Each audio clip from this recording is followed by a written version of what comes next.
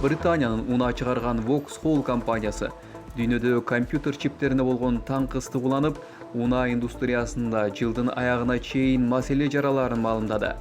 Чиптер чөнтөк телефон, сыналгы жана видео оюндар сыяктуу каражаттарда колдонулгандыктан, ковид пандемиясы ага болгон суроо талапты күчөтүп, унаа индустриясында таңкыстык жаралган. Toyota, Volkswagen жана BMW компаниясы автоунаа чыгарууну азайткан. Кытайдагы жаш оюнчулар үчүн чоң жаңылык. Өлкөдөгү видео оюндарды тескөөчү органдар билдиришкендей, 18 жаштан төмөнкү курактагыларга жума, дем алыш жана майрам күндөрү күнүнө 1 саат гана видео оюндарды ойноого уруксат берилет.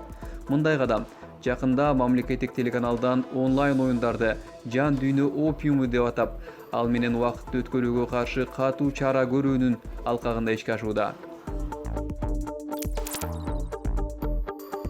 Берүүбүздүн аягында Agility Robotics компаниясынын Digit аттуу соңку 2 буттуу роботу ишке кирди. Мындай адамсымал робот кутучаларды көтөрүү, тизүү сыяктуу негизинен кайталанма жумуштарды аткарат. Бул жакында тартылган тасмадан ал кампадагы буюм тайымдарды ташып жатканын көрүүгө болот. Унаа чыгарган Ford компаниясы буга чейин аталган роботтон 2 даана сатып алып, эми аларды жеткирүү кызматында колдонууну көздөп жатат.